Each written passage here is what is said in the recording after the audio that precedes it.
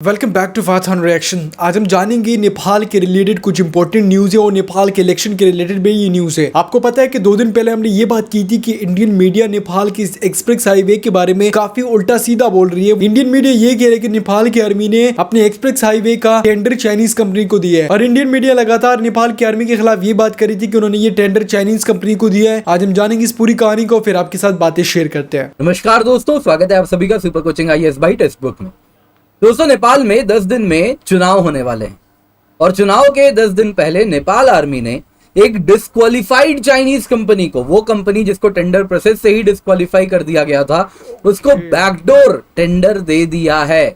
और ये भी उस इलाके में रोड बनाने के लिए जो कि भारत के सीमा से लगा हुआ इलाका है। जी हाँ दोस्तों, नेपाल इंडिया बॉर्डर पर एक चाइनीज कंपनी रोड बनाने वाली है और यहाँ पे इंडियन कंपनी का जो प्रपोजल है, बहुत बड़ी कंपनी है इंडिया की, एफकॉन्स, जो कि शाहपुर जी पैलॉन जी पेरेंट कंपनी के अंदर आती है, उस कंपनी को अंतिम क्षण में अवैध रूप से रिजेक्ट किया गया है।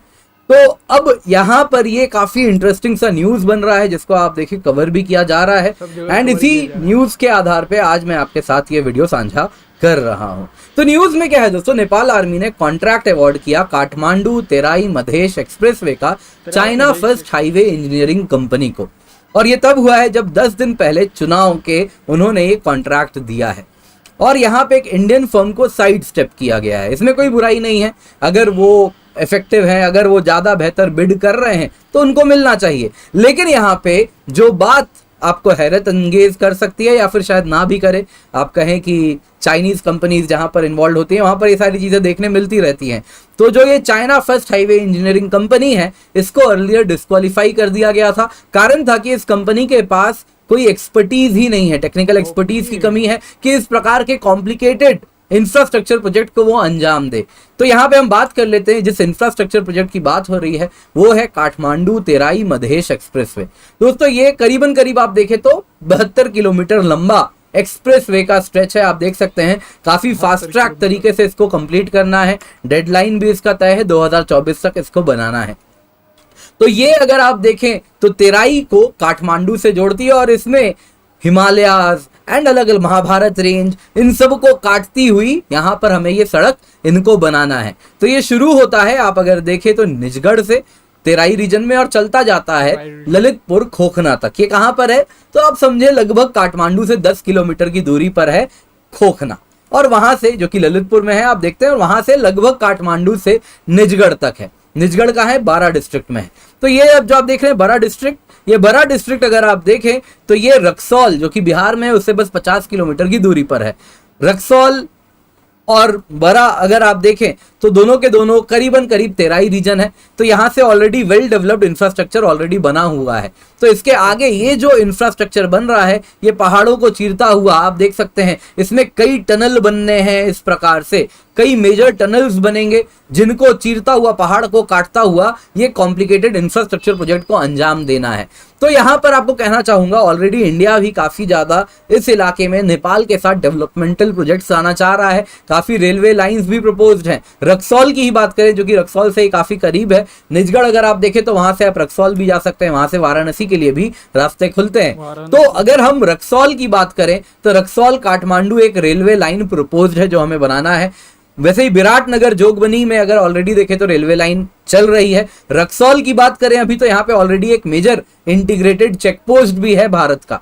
तो यहाँ पे जो काठमांडू तेराई मधेश एक्सप्रेसवे बनना है कुछ इस प्रकार से निजगढ़ को जोड़ता हुआ काठमांडू तक लगभग इसको जाना है एंड इस प्रोसेस में पहाड़ वगैरह भी इसे चीरनी है। तो ये जो चाइना फर्स्ट हाईवे इंजीनियरिंग है इसको अर्लियर डिस्क्वालीफाई किया गया था क्योंकि इसके पास टेक्निकल एक्सपर्टीज नहीं थी, लेकिन अब बैकडोर एंट्री दे दिया गया। तो अब जो बाकी कंपनीज हैं जो इस प्रोजेक्ट में बिडिंग जिन्होंने की है वो कह रही हैं कि वो कोर्ट जाने वाली हैं इस डिसीजन को चुनौती देने के लिए। जहां तक बात है बिडिंग प्रोसेस की, भारत की ओर से एफकॉन्स इंफ्रास्ट्रक्चर था जो कि एक इंफ्रास्ट्रक्चर जाइंट है, शाहपुर जी पैलॉन जी ग्रुप के ही अंदर आता है। एंड इतना ही नहीं दोस्तों, यहाँ पे इंडिकेटर्स ये भी देखने मिल रहे हैं कि अब ये मैटर नेपाल के पीएम शेर बहादुर देउबा जी के पास भी लिया जाएगा, वहां तक भी पहुंचाया जाएगा और ऑलरेडी कोर्ट केस तो होना ही है।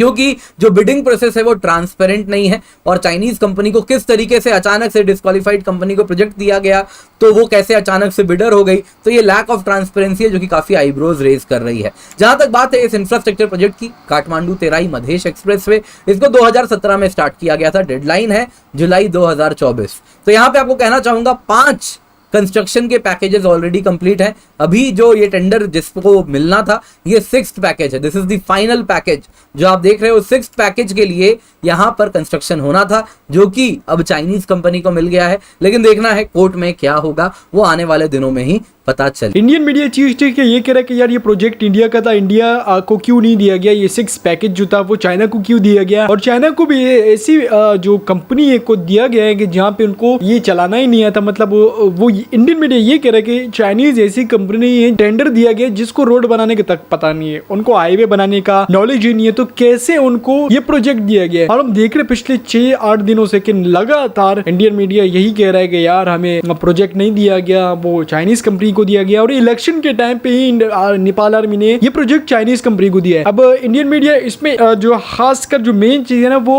नेपाल आर्मी को भी घसीट रही है। ये कह रही है कि यार नेपाल आर्मी ने ये प्रोजेक्ट दिया है और नेपाल ने ये किया, और वो जानबूझ के इंडियन मीडिया ये कह रहा है कि यार नेपाल और इंडिया के ताल्लुकात खराब हो रहे हैं, नेपाल और इंडिया के ताल्लुकात में बहुत ऊंचाई आ रही है, ये आ रहा है वो आ रहा है। तो ये सारी बातें तब आती है जब इलेक्शन का टाइम 10 दिन इलेक्शन में रहते थे, तो तब ही नेपाल ने ये प्रोजेक्ट चाइना को दिया। वीडियो अच्छी लगी हो तो लाइक शेयर सब्सक्राइब कर सकते हैं आप लोग।